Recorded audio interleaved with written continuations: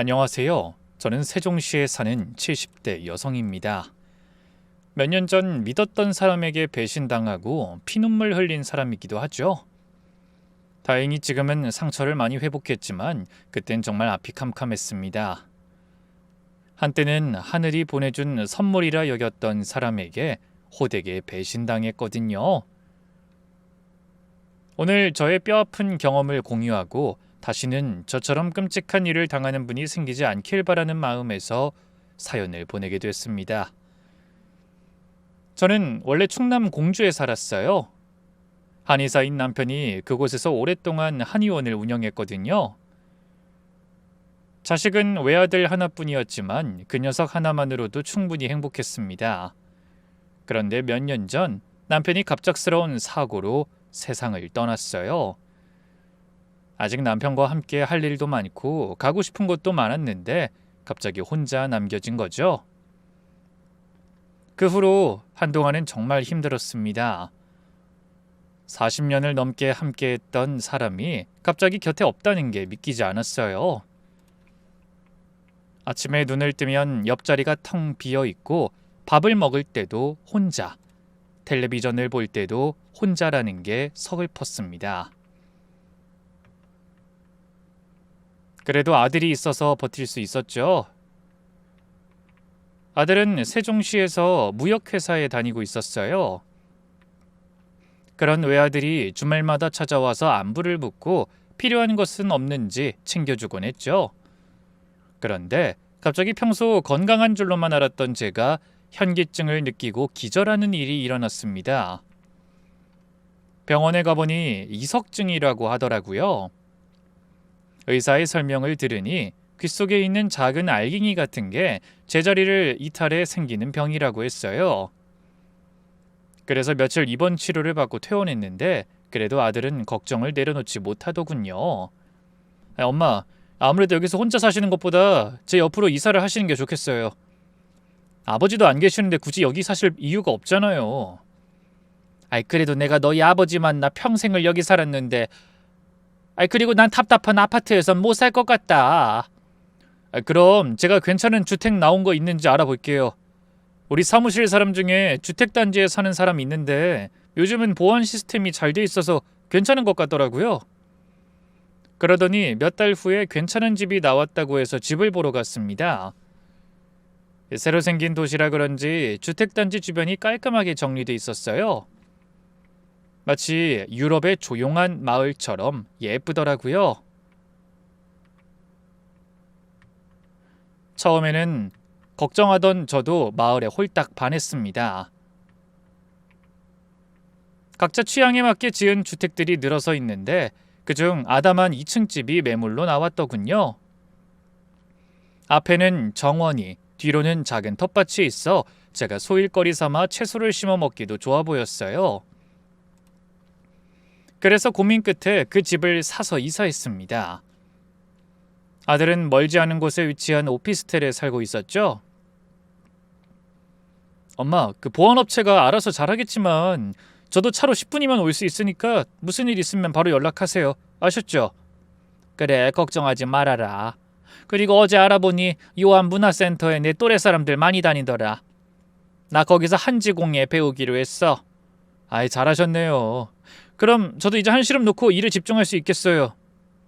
예, 일만 하지 말고 장가를 가야지. 너 올해 나이가 몇인지 잊은 거 아니지? 다른 게 효도가 아니다. 어미 죽기 전에 손주 좀 안아보게 해주는 게 가장 큰 효도야.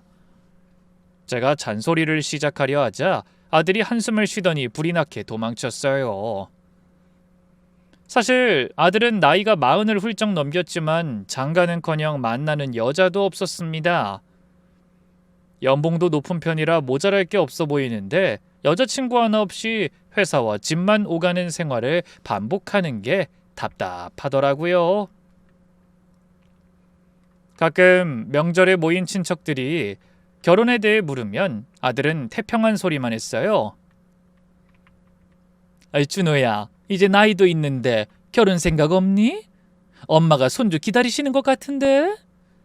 인연이 있으면 언젠간 하겠죠. 그럴 때마다 전 가슴을 치며 생각했어요. 그 인연이라는 게 하늘에서 뚝 떨어지는 게 아니다, 이 녀석아. 그러던 어느 날이었습니다. 이사 오며 아들이 편하게 살라고 정수기를 렌탈해 줬는데 한 달에 한 번씩 관리하러 오는 직원이 있더라고요. 처음엔 남자 직원이 왔다가 언제부턴가 여자 직원으로 바뀌었죠. 그 여자가 바로 오늘 제 이야기의 주요 인물입니다. 여자를 처음 만났을 때가 아직도 생생하게 기억나네요. 긴 머리를 단정하게 묶고 깔끔한 유니폼을 입은 채 예의 바르게 인사를 했습니다. 안녕하세요, 어르신. 정수기 관리하러 왔습니다. 그러면서 명함을 내밀었는데 박수연이라고 적혀 있더군요. 목소리도 나긋나긋하고 친절했어요. 필터를 교체하면서 꼼꼼하게 설명해주고 청소도 깨끗하게 해줬습니다.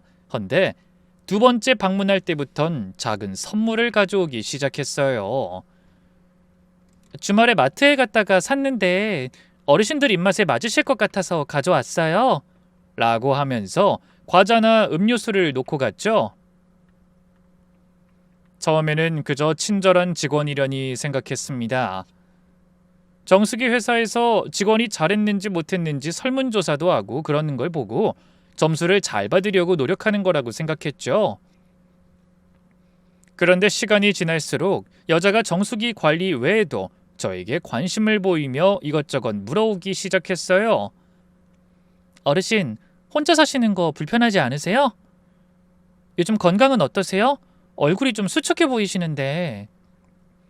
그러더니 한 번은 근처에 일하러 왔다가 들렀다면서 김치찌개를 가져왔더라고요.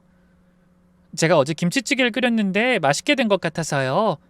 혼자 계신 어르신 생각나서 좀 가져와 봤어요. 생각지도 못한 호의가 너무 고마웠어요. 시간을 보니 마침 점심시간이기도 했죠. 그래서 제가 먼저 제안했습니다.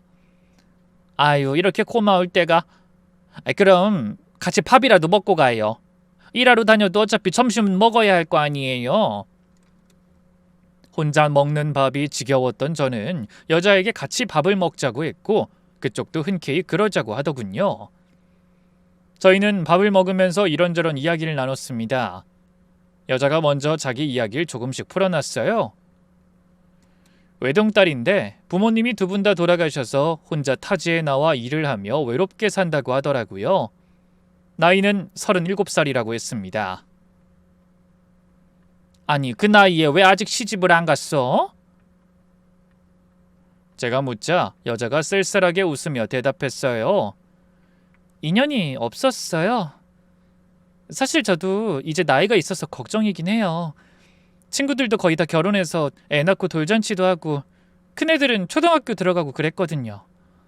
그 말을 듣는 순간 제 머릿속에 번뜩 하나의 생각이 스쳤습니다. 어머나, 우리 준호도 노총각인데 혹시 이게 하늘이 맺어준 인연이 아닐까? 그날부터 저는 여자를 더 자세히 관찰하기 시작했습니다. 일하는 모습도 성실했고 말투도 공손했으며 무엇보다 저한테 정말 잘했어요. 하루는 제가 콜록거리며 잔기침을 했더니 나갔다가 감기약을 사서 돌아왔더라고요.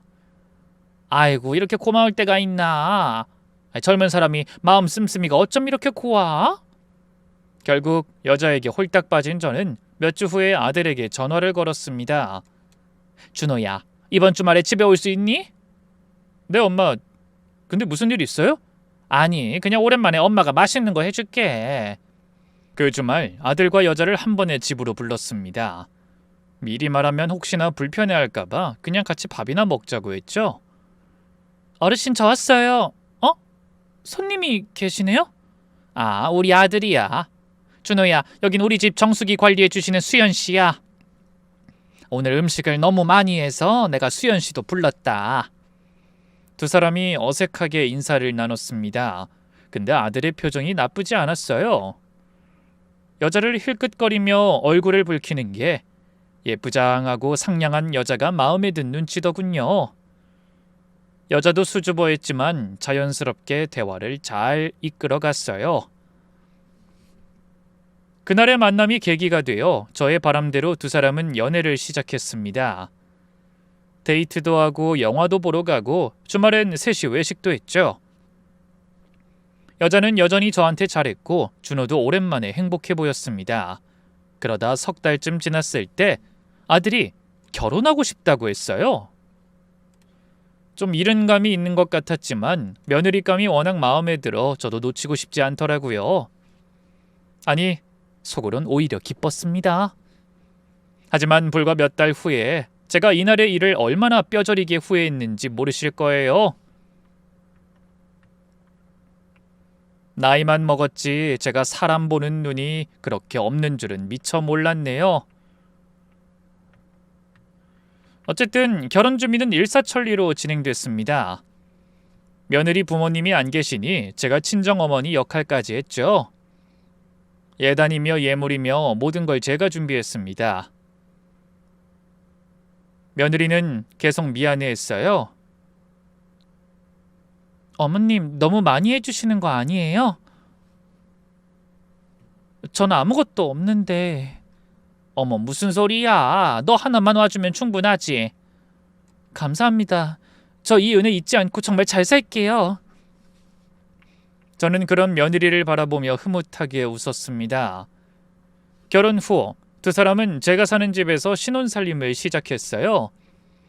처음에는 당연히 아들의 회사 근처로 분가할 거라고 생각했죠. 그런데 결혼을 준비하던 준호가 이런 말을 하더라고요. 엄마, 수연이가 여기 들어와서 살자고 해요. 아니 왜? 아니 그래도 신혼인데 너희 둘이 알콩달콩 살아야지. 엄마 혼자 사시는 거 걱정된다고요. 사실 저도 그래요. 이석증이 언제 재발할지도 모르고 엄마 연세에 낙상이라도 하시면 회복도 느리잖아요. 괜히 고관절이라도 다치는 날엔 그대로 누워서만 생활하실 수도 있다고 수연이가 꼭 여기 들어와서 살자고 했어요. 며느리의 마음 씀씀이에 감격해서 코끝이 찡했습니다. 그래? 뭐 걔는 그러고도 남을 했지. 전부터 얼마나 나를 챙기던지. 그러니까요. 그리고 저도 해외 출장이 잦은 편인데 수연이 혼자 지낼 것도 걱정되고 엄마도 걱정되고 차라리 두 사람이 한 집에 살면 제 걱정도 덜할 것 같아요. 다음 날 저는 며느리를 불러 손을 잡으며 말했어요. 준호한테 얘기 들었다. 여기 들어오기로 했다면서? 아이 그래도 신혼인데 나중에 후회하지 않겠니? 후회를 왜 해요? 원래 저는 준호 씨보다 어머님을 더 좋아하는 것 모르세요? 그러면서 웃는데 천사가 따로 없는 것 같았죠. 그래서 신혼여행을 다녀온 두 아이가 저와 함께 살게 된 겁니다. 역시 며느린 저한테 너무나 살갑게 잘했어요. 성격도 깔끔해서 집안도 반짝반짝하게 관리했죠. 아들이 출근하고 나면 집안일을 끝내놓고 절 향해 물었습니다. 어머님, 오늘 뭐 드시고 싶은 거 없으세요? 글쎄다, 뭐 딱히 생각나는 게 없네. 그럼 저랑 같이 마트 가세요. 지금은 생각나는 게 없어도 막상 식재료 보면 땡기는 게 있으실 거예요. 그럴까? 너 혼자 가는 게 편한데 괜히 신경 쓰이지 않겠니? 에이, 전 당연히 어머님이랑 같이 가는 게 좋죠. 우리 장도 보고 맛있는 것도 먹고 와요. 그러면서 팔짱을 끼고 재촉했어요. 딸이 있다면 이런 기분이겠지 생각하면서 전에는 느껴보지 못한 새로운 기쁨에 매일이 행복했습니다. 그런데 하루는 청소하던 며느리가 아무렇지 않은 말투로 이런 말을 물었어요. 근데 어머님, 안방에 있는 금고엔 뭐가 들었어요? 생각지도 못한 물음에 저는 잠시 멈칫했습니다. 거긴 그냥 뭐 너의 시아버지가 쓰시던 물건하고 나 결혼할 때 받은 예물 같은 거. 저도 모르게 말끝을 흐렸어요. 아, 폐물이 들어있는 거죠? 폐물이라고 할 것도 없어. 그냥 금가락지 같은 거랑 뭐 별거 없다. 그래도 중요한 물건이 들어있으니까 금고까지 들여서 보관하시는 거 아니에요? 저도 관리 잘해야겠네요. 근데 비밀번호는 뭐예요? 그 말에 또 제가 잠시 망설였습니다. 아무리 며느리라도 금고 비밀번호까지 알려주는 건 좀 그렇잖아요. 그래서 그냥 웃으면서 넘겼죠. 그건 나중에. 아직은 내가 관리할 수 있어서 준호한테도 말 안 해줬어. 너흰 신경 안 써도 된단다. 그때 며느리의 표정이 살짝 굳어지는 걸 신경 썼어야 했는데 전 그냥 별일 아니라고 생각해 무심코 넘겨버렸습니다. 그게 실수였죠. 그날 이후로 며느리의 태도가 조금씩 달라지기 시작했다는 걸 너무 늦게 알아차렸거든요. 처음엔 아주 작은 변화라 그냥 제가 예민한 건가 싶을 정도였어요. 그런데 며칠 후 점심을 먹다가 며느리가 대뜸 뜬금없는 말을 꺼냈습니다. 어머님, 혹시 저를 못 믿으시는 거예요? 갑작스러운 질문에 당황한 제가 눈을 크게 뜨고 되물었죠. 아니, 뭐 그게 무슨 소리야? 내가 왜 너를 못 믿어? 근데 왜 금고 비밀번호는 안 가르쳐 주세요? 아직 저를 남이라고 생각하시는 것 같아서 섭섭해요. 며느리의 목소리엔 서운함이 묻어났습니다. 저는 황급히 손을 저었죠. 아니야, 그런 게 아니라 그냥 아직은 내가 관리해도 되니까 그런 거야. 너를 못 믿어서가 아니라 정말 준호도 비밀번호 모른다니까. 그러다 혹시 무슨 급한 일이라도 생기면 어떡해요? 저희도 알고 있어야죠. 아주 틀린 말은 아니었습니다. 하지만 뭔가 마음 한구석이 불편했어요. 금고에는 남편이 평생 모은 금부치며 집문서, 적금 통장 같은 중요한 것들이 들어있었거든요. 아무리 자식과 며느리라도 선뜻 알려주기가 꺼려졌습니다. 그래, 내가 생각을 해보마. 하지만 그날 이후로 편하기만 했던 며느리와 저 사이에 알 수 없는 거리감이 생긴 것 같았어요. 그러면서 점점 아들이 있을 때와 없을 때 저를 대하는 게 좀 다르다고 느껴지기 시작했죠. 아들과 함께 있을 땐 예전처럼 저에게 살갑게 말도 잘 걸었지만 둘만 있는 낮에는 냉기가 흐르고 딱 필요한 말만 했거든요. 그러다 하루는 참다 못 견디겠다는 말투로 이렇게 말하더군요. 어머님, 정말 끝까지 금고 비밀번호 안 알려주실 거예요? 솔직히 제가 그거 알아서 뭐 하겠어요? 그냥 어머님이 저를 믿지 않으시는 것 같아서 서운해요. 저는 정말 어머니를 친정엄마 대신이라고 생각했는데. 그런 말로 저를 난처하게 만들었습니다. 하지만 아들 앞에선 내색하지 않았어요. 괜히 걱정시키고 싶지 않았거든요. 그래서 며칠을 더 버티다가 결국 거짓말을 했습니다. 수연아, 사실 나도 비밀번호를 잊어버렸어. 나이가 드니까 자꾸 깜빡깜빡해. 생각나면 알려줄게. 근데 며느리의 반응이 예상 외였습니다. 어머님, 거짓말하지 마세요. 어제도 금고 열고 못 꺼내시는 거 봤어요. 순간 등골이 서늘했습니다. 마치 며느리가 절 감시하고 있는 것 같은 느낌이 들더라고요. 정말 서운하네요. 어머니가 절 이렇게 믿지 못하시다니. 며느리는 이제 눈물까지 글썽였습니다. 하지만 이상하게도 제 눈엔 그 눈물이 진짜처럼 보이지 않았어요.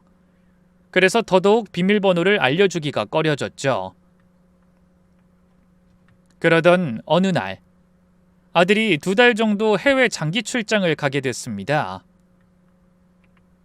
무역회사에 다니니 원래 출장이 작긴 했지만 하필 그런 상황의 출장이라니. 시기가 너무 얄궂었어요. 아들도 없이 매일 며느리와 둘만 지내야 할 생각을 하니 마음이 편치 않더라고요. 하지만 아무것도 모르는 아들은 웃으며 말했죠.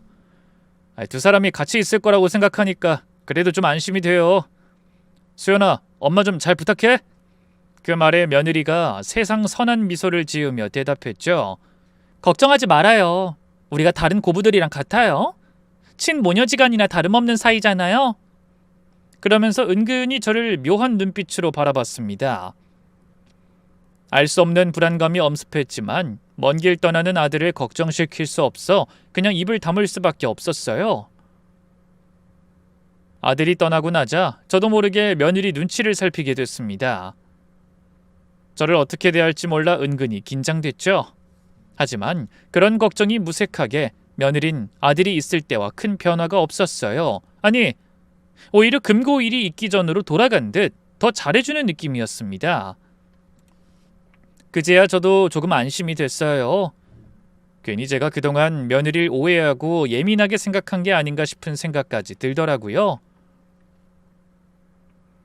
그런데 아들이 떠나고 이튿날 저녁, 며느리가 저에게 차를 타서 가져오며 말했습니다. 어머님, 심신 안정시켜주는 허브차예요. 이거 한 잔 따끈하게 드시면 잠 잘 오실 거예요. 그래? 아이 고맙다. 향기도 아주 좋구나. 그때 며느리가 뭔가 우물쭈물하다가 조심스럽게 입을 열었습니다. 어머님, 그동안 제가 너무 졸은 것 같아 죄송해요. 아닌 걸 알면서도 어머니가 저한테 거리를 두고 남처럼 생각하시는 것 같아서 순간 섭섭했어요.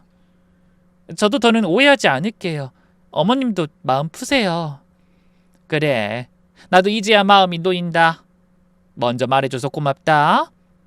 나중에 때가 되면 너한테도 준호한테도 꼭 금고 번호 알려주마. 네, 기다릴게요.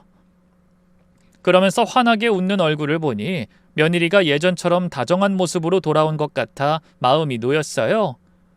그래서 기쁜 마음으로 차를 마셨죠. 근데 차를 다 마실 때쯤이 되자 갑자기 참을 수 없을 정도로 졸음이 쏟아졌습니다. 아무리 정신을 차리려고 해도 잘 안 되더라고요. 저는 마지막 힘을 끌어모아 간신히 며느리를 불렀어요. 수연아, 나 왜 이러지? 너무 졸리고 몽롱한 것 같은데. 어머님, 허브차 효능 때문일 거예요. 이제 들어가서 좀 쉬세요. 제가 모실게요. 그러더니 저를 부축해서 방으로 데려갔습니다. 그런데 며느리가 데려간 건 제 방이 아니라 복도 끝 구석진 골방이었어요. 안 보는 책이나 쓸모없지만 버리지 못하는 물건을 쌓아놓고 창고로 쓰던 곳이었죠. 여기가 어디냐? 어디긴요? 어머님이 앞으로 계실 방이에요. 며느리의 목소리가 조금 전과 완전히 달라졌습니다. 너무나 차갑고 무서웠어요. 뭐? 대체 그게 무슨 소리? 하지만 저는 더 이상 말을 잇지 못했습니다. 정신이 혼미해져서 그대로 쓰러졌거든요. 눈을 떴을 때 저는 그 작은 방 안에 누워 있었습니다. 일어나려고 몸을 움직이자 머리가 깨질 듯이 아프더군요. 인상을 쓰며 간신히 일어나 밖으로 나가려고 했어요. 그런데 아무리 문고리를 돌리고 잡아당겨봐도 문이 꼼짝도 하지 않았어요. 순간 알 수 없는 두려움이 몰려와 핸드폰을 찾으려고 주위를 살펴봤습니다. 하지만 어디에서도 제 핸드폰은 보이지 않았어요. 분명 차를 마실 때는 주머니에 있었던 것 같은데 옷을 다 살펴봐도 모든 주머니가 텅 비어 있었죠. 할 수 없이 다시 한번 문을 있는 힘껏 밀어봤지만 역시 마찬가지였어요. 아무래도 문이 밖에서 잠겨 있는 게 확실해 보였습니다. 저는 그제야 방을 둘러봤어요. 마치 미리 준비해 놓은 것처럼 방 안에는 매트리스 하나와 이불, 그리고 생수 2병과 빵 1개가 놓여 있었습니다. 너무 황당하고 어이가 없어 문을 두드리며 소리쳤죠. 수연아, 이게 무슨 일이냐? 어서 문 좀 열어다오! 하지만 아무리 소리를 질러도 소용없고 문 밖은 쥐죽은 듯이 조용하기만 했어요. 얘가 어디로 간 거지? 내가 왜 여기 있는 거야? 저는 정신을 차리려 애쓰며 잠들기 전의 상황을 되짚어봤습니다. 분명 며느리가 준 차를 마시고 잠이 들었는데 이 방에 이불이며 빵이 있는 것도 그렇고 설마 수연이가 나를? 그런 생각이 들자 온몸에 소름이 끼쳤습니다. 하지만 아무리 생각해도 며느리가 저에게 왜 그런 짓을 한 건진 알 수가 없었어요. 좁은 방을 돌아보니 갑자기 숨이 막히는 것처럼 가슴이 답답했습니다. 그래서 문을 때리며 다시 한번 목청 높여 소리쳤죠. 수연아, 문 좀 열어봐라! 그렇게 5분이 넘도록 소리를 지르다 목이 아파 마른 기침을 콜록거리는데 갑자기 문이 열리며 며느리가 들어왔습니다. 어머나, 벌써 깨셨어요? 며느리는 아무 일 없는 것처럼 생글거리며 물었어요. 수연아, 너 지금 일부러 날 여기 가두고 문을 잠근 거냐? 이게 무슨 짓이야? 어머님이 절 믿지 않으셨잖아요. 금고 비밀번호도 안 알려주시고. 뭐? 그건 네가 기다리겠다고 한 거 아니야? 그리고 그게 지금 네가 이러는 이유가 된다고 생각해? 그러자 며느리가 여전히 문을 막아선 채로 콧방귀를 끼며 말했습니다. 어머님, 따지지 말고 이제부터 여기 계세요. 비밀번호 알려주실 때까지 밖에는 한 걸음도 나올 생각하지 말고요. 넌 미쳤구나. 준호가 이 사실을 알면 그이는 절대 모르죠. 시차가 있어서 그이가 전화할 때쯤이면 여긴 한밤중이에요.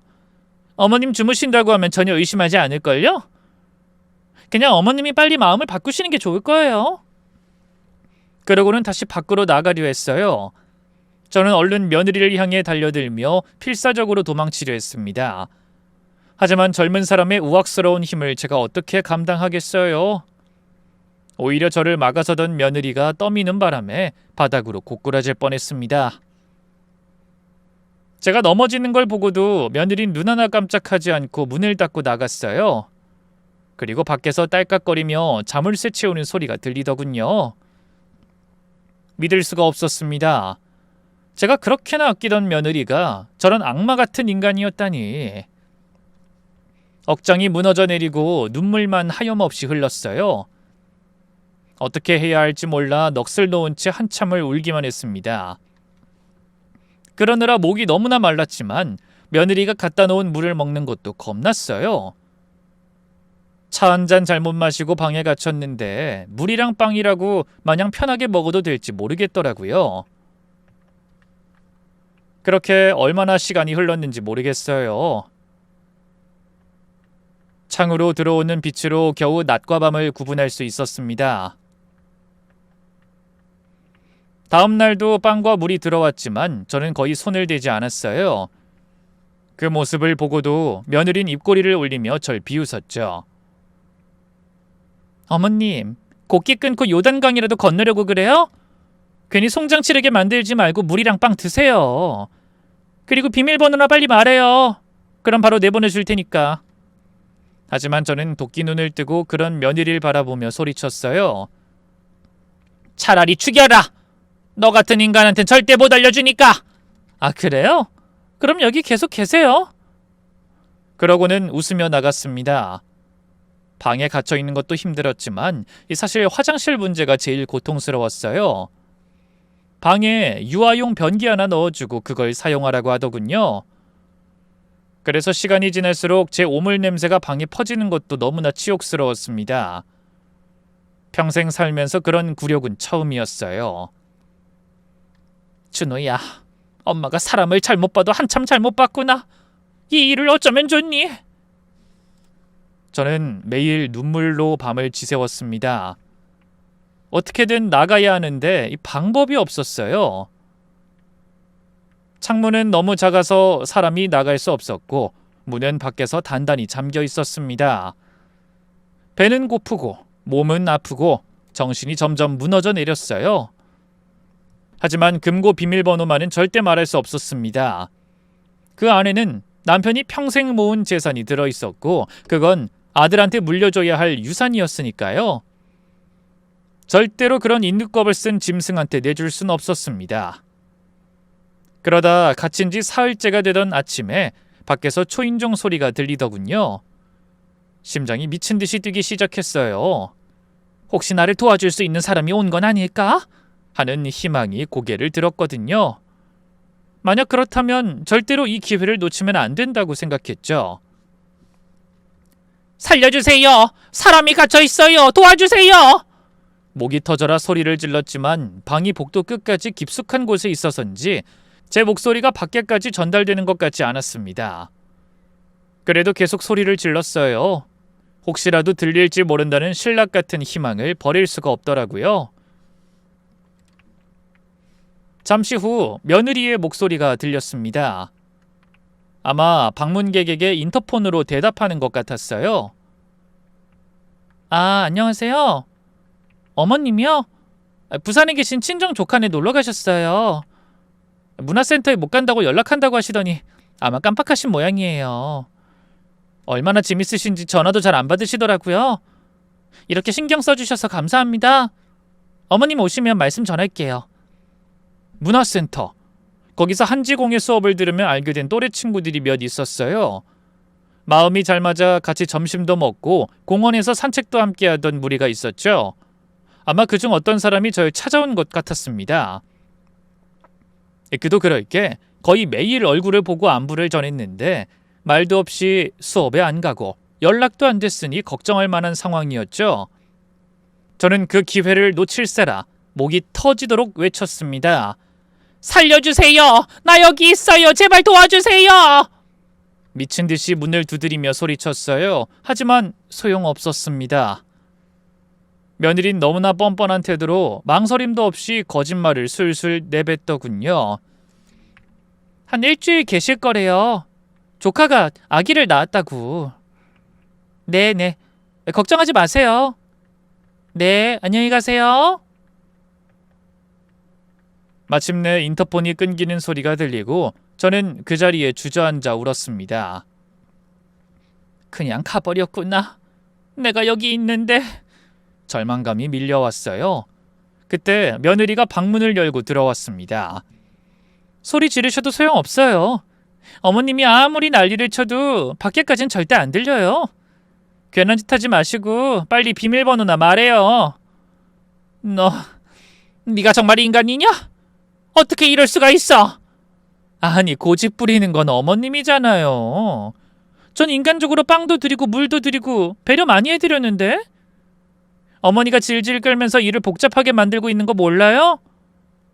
비밀번호만 알려주시면 다 끝난다니까요? 절대로 죽어도 안 알려줘! 며느린 또 한숨을 쉬며 나갔습니다. 나흘째 되던 날, 더 이상 참을 수가 없었어요. 목은 바짝 말랐고 배는 고프고 무엇보다 치욕적인 감금 생활이 너무 괴로웠습니다. 방에서는 유아용 변기에서 나는 오물의 악취와 씻지 못한 제 몸에서 나는 악취가 더해져 형언할 수 없는 냄새가 진동했어요. 며느리는 빵을 가져오다 코를 막고 비아냥거렸습니다. 어머, 사람한테서 왜 소똥 냄새가 나? 이러다 집구석에 구더기 들끓겠어요. 이제 그만하고 비밀번호 내놔요. 하지만 저는 아예 눈을 감고 대꾸도 하지 않았습니다. 그러다 며느리가 나가고 다시 고개를 들어 주위를 둘러봤어요. 바깥 세상과 연결된 거라고는 작은 창문 하나가 전부였네요. 몸이 다 빠져나갈 수는 없었지만 머리는 내밀 수 있을 것 같았죠. 그래서 창문에 머리를 내민 채 있는 힘을 다해 소리쳤습니다. 살려주세요! 제발 누가 나 좀 꺼내줘요! 여기 사람이 갇혀 있어요! 목이 찢어지도록 외치고 또 외쳤어요. 그때 마침 택배 트럭 하나가 집 앞 도로를 지나가고 있었죠. 헌데 운전하던 택배기사가 제 소리를 들었는지 차를 세우고 주위를 두리번거렸습니다. 여기에요! 여기! 드디어 절 발견한 택배기사가 다가오며 물었죠. 어르신, 무슨 일이세요? 나 좀 도와줘요. 우리 며느리가 날 방에 가둬놨어요. 경찰 좀 불러주세요. 제 말에 상대가 눈을 크게 뜨며 놀라는 것 같더군요. 희망이 보였습니다. 드디어 저를 구해줄 사람을 만나게 된 겁니다. 그런데 그때 며느리가 황급히 밖으로 나오는 게 보였어요. 어머, 아저씨 죄송해요. 저희 시어머니가 치매에 걸리셨어요. 하지만 택배기사도 쉽게 속진 않았어요.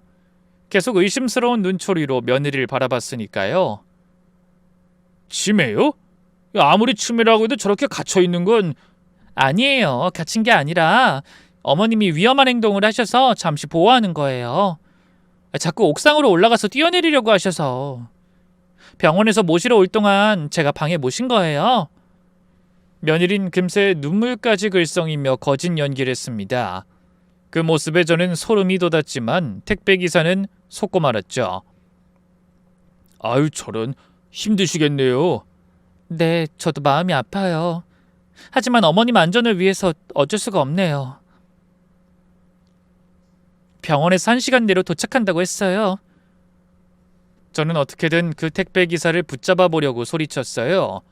나 치매 아니에요. 그 여자 거짓말하는 거예요. 제발 경찰 좀 불러주세요. 하지만 택배기사는 고개를 갸웃거리다가 결국 가버렸습니다. 며느리의 깜찍한 연기에 의심을 거둔 겁니다. 저 역시 그 연기에 속아 악마 같은 것을 며느리까지 삼았으니 택배기사를 탓할 것도 아니었죠. 잠시 후 트럭이 떠나는 것을 확인한 며느리가 다시 방으로 들어왔을 때는 표정이 무서울 정도로 차가웠습니다. 어머님, 또 그런 쓸데없는 소리 하면 정말 가만 안 둬요? 너 이 벌을 다 어떻게 받으려고 그러니? 남 걱정하지 말고 어머님 걱정이나 해요.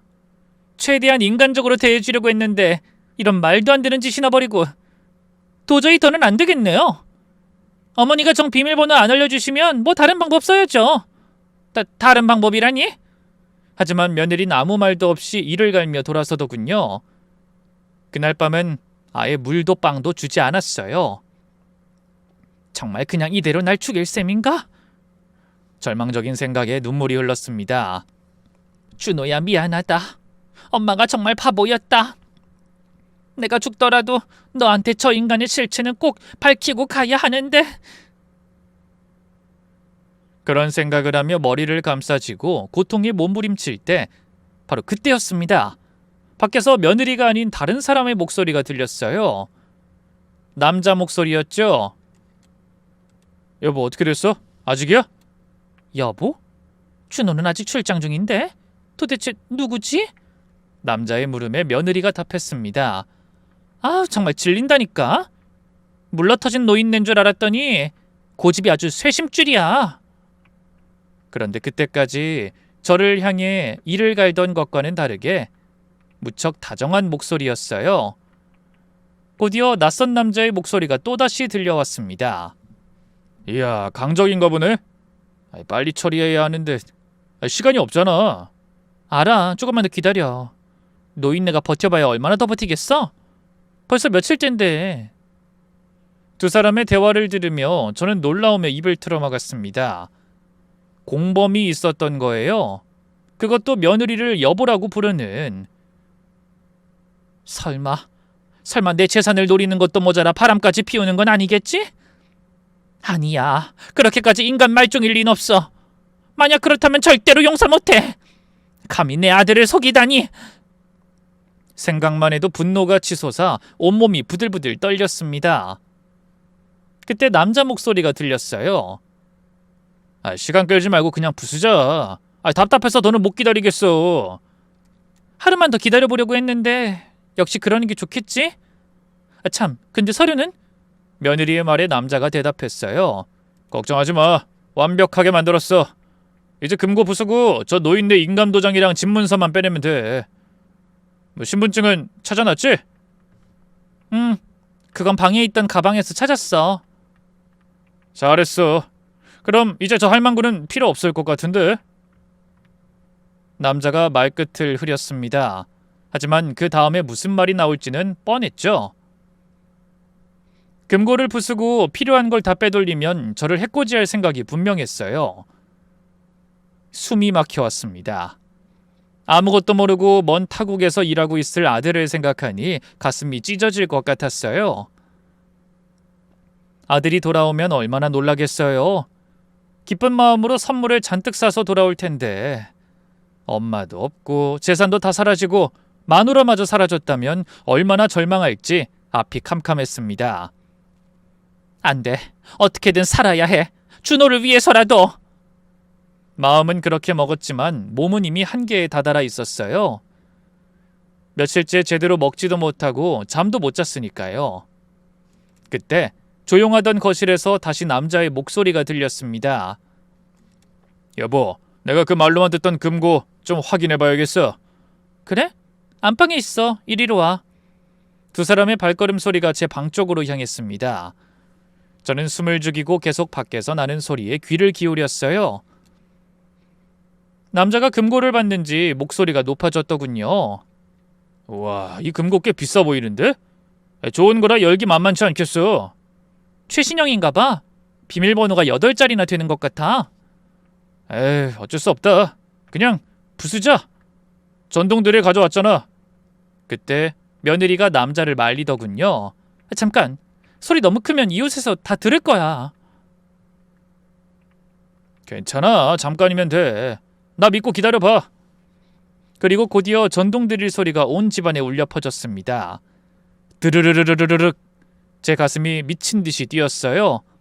남편이 평생 모은 재산을, 아들한테 물려줄 유산을 저 인간 같지도 않은 것들이 가져간다니 미칠 노릇이었죠. 이거 생각보다 너무 단단한데? 더 세게 해봐. 드릴 소리가 더 커졌습니다. 하지만 쉽지 않은 모양이었어요. 남자가 한숨 쉬며 이렇게 말했거든요.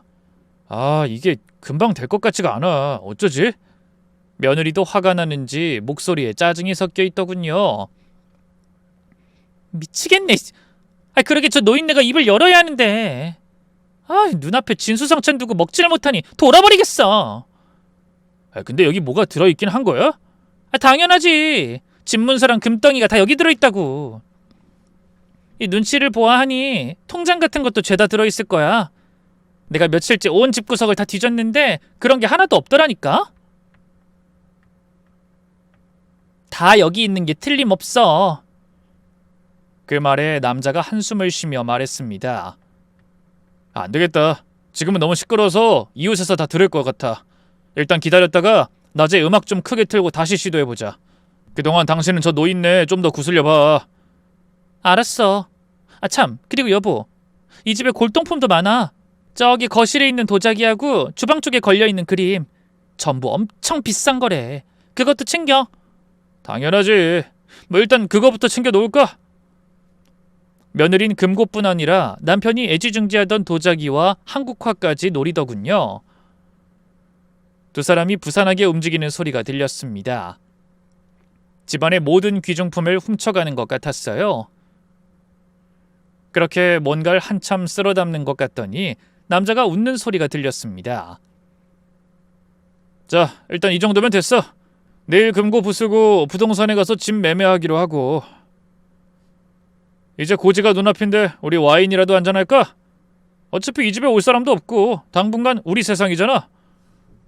그래, 좋아. 이제 우리도 부자가 되는 건데 건배 한번 해야지. 아, 이제 드디어 끝이 보인다. 그동안 역겨운 노총각이랑 사느라 정말 죽는 줄 알았단 말이야. 두 사람의 대화를 듣자 주먹쥔 손이 떨려왔습니다. 그래, 마셔라. 실컷 마시고 너희들이 취하면 어떻게든 내가 여기서 빠져나갈 거야. 꼭! 두 사람은 기분이 좋은지 연신 와인을 마시며 웃고 떠드는 것 같았어요. 자, 우리의 성공을 위해 건배! 남자가 들뜬 목소리로 말하면 며느리가 맞장구를 치더군요. 건배! 와인잔 부딪히는 소리가 쉴 새 없이 났습니다. 절망감과 분노가 뒤섞여 눈물이 흘렀어요.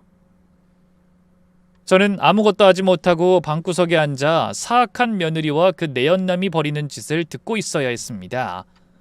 그때 남자가 묻는 소리가 들리더군요.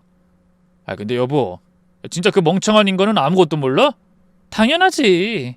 서류 떼보기 전까지 내가 결혼했었다는 것도 모를 텐데. 우리가 위장 이혼한 걸 어떻게 알겠어? 아마 상상도 못할걸? 위장 이혼. 말로만 듣던 위장 이혼을 한 사람이 바로 며느리였다니. 그렇다면 두 사람은 서류상으로만 이혼한 채 계속 서로를 부부로 여기며 살아가고 있었다는 말이 되는 겁니다. 기가 막혔습니다.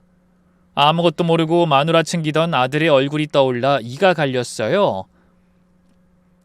그렇게 시간이 흘러 새벽 3시쯤 되자 밖이 완전히 조용해졌습니다. 아마 두 사람이 술에 취해 잠든 것 같았어요. 전 이때다 싶어 탈출을 시도하기 위해 다시 창문을 살펴봤습니다. 나갈 수 있는 구멍이라곤 아무리 봐도 창문뿐이었어요. 이번엔 머리만 내미는 게 아니라 어떻게든 몸을 빼내야 했습니다. 불가능해 보였지만 죽기 살기로 해보기로 했죠. 다행인지 불행인지 며칠 먹지 못했더니 체구는 좀 작아진 것 같았어요.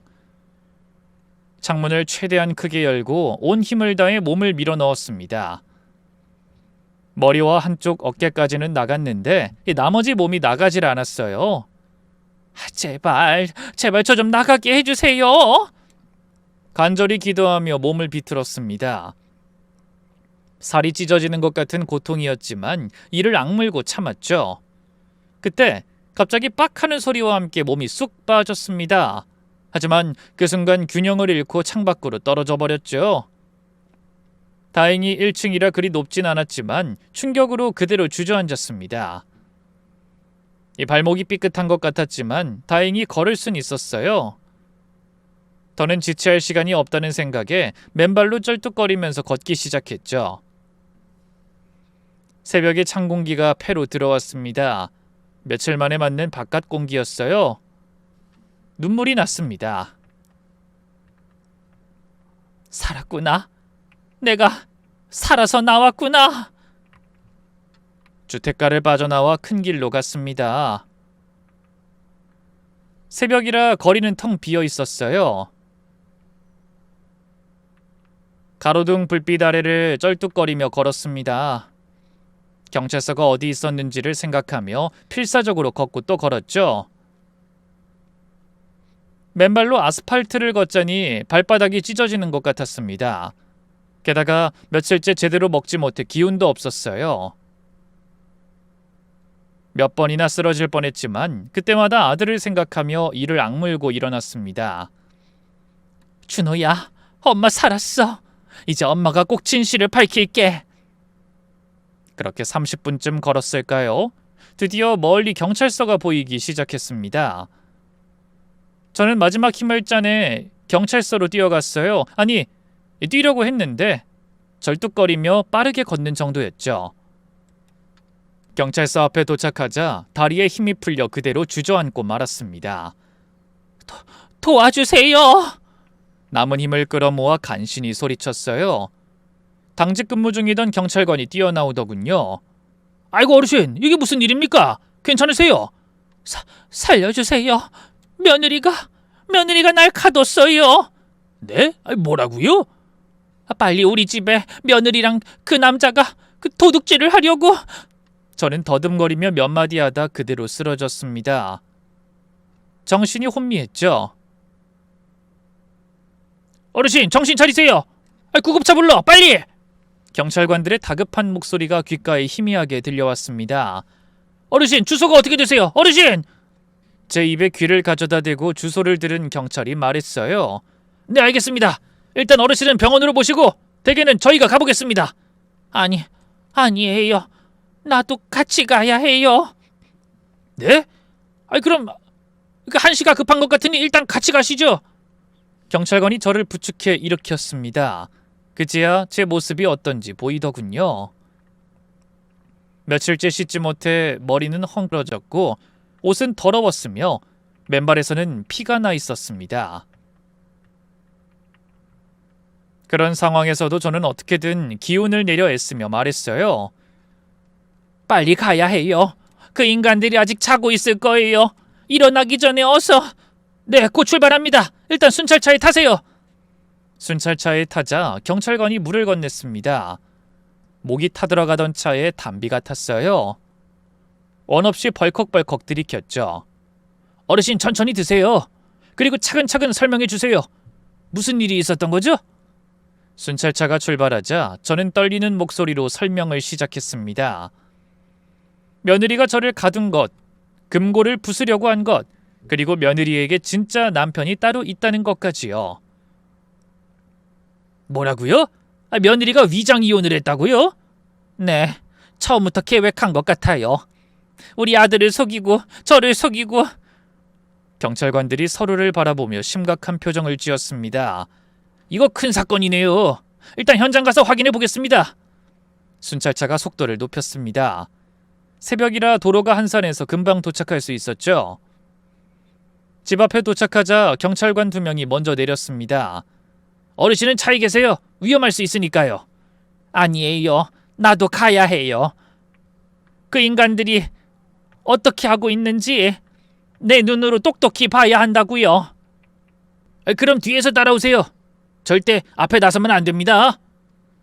현관에서 경찰관이 벨을 눌렀습니다. 하지만 한참이 지나도 대답이 없었어요. 그래서 이번엔 문을 두드렸습니다. 경찰입니다. 문 열어요. 그제야 안에서 부산한 소리가 났어요. 그리고 며느리의 당황한 목소리가 들렸습니다. 누구세요? 경찰입니다. 신고가 들어와서 확인차 왔습니다. 문 열어주세요. 잠깐만요. 옷 좀 입고요. 안에서 뭔가 급하게 움직이는 소리가 났습니다. 아마 증거를 숨기려는 것 같았어요. 빨리 열어요. 안 그러면 강제로 들어갑니다. 잠시 후 드디어 문이 열렸습니다. 며느리가 잠옷 차림으로 나오다 절 보고 얼굴이 하얗게 질렸어요. 어머님? 이 나쁜 인간 같지도 않은 것! 제가 소리치자 경찰관이 말렸습니다. 어르신 진정하세요. 저희가 처리하겠습니다. 그러더니 경찰관이 집 안으로 들어갔어요. 그리고 거실에 잠들어 있는 남자를 발견했습니다. 이봐요. 일어나서 신분증 좀 보여주세요. 남자가 당황하며 일어났습니다. 잠이 덜 깼는지 영 상황 파악을 못하는 것 같았어요. 아니, 무슨 일이...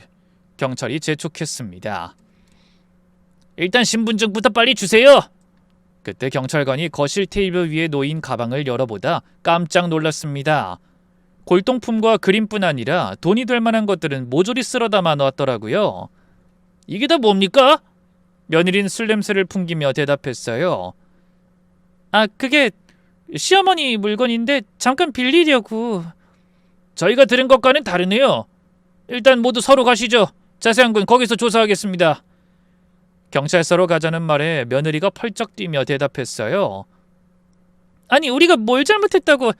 특수절도, 노인학대, 감금 등의 혐의가 있습니다. 일단 가서 조사받으셔야 합니다. 그러더니 경찰관들이 며느리와 남자의 팔을 붙잡아 밖으로 끌어내려 했습니다. 그때 며느리가 절 노려보며 소리쳤죠.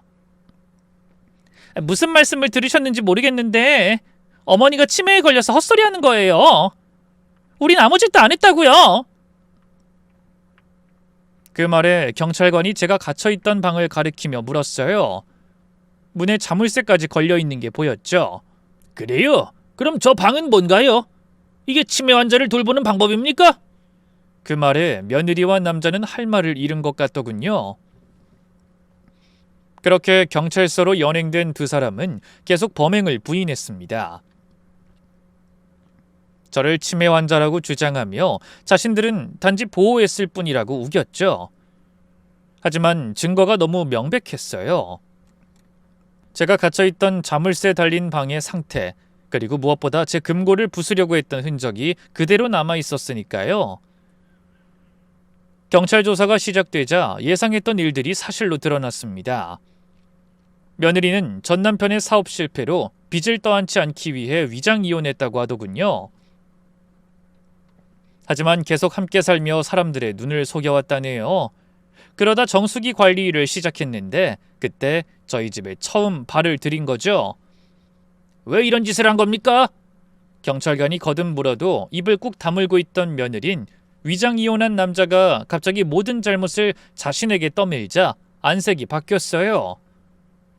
남자가 자긴 아무 잘못이 없다며 모든 일을 며느리가 꾸몄다고 했거든요. 전 그냥 이 여자가 시키는 대로 한 것뿐입니다. 정수기 관리하는 집에 갔더니 노인네 혼자 사는데 집이 엄청 좋다면서 열린 방문 사이로 보니까 금고가 있다고 하더라고요.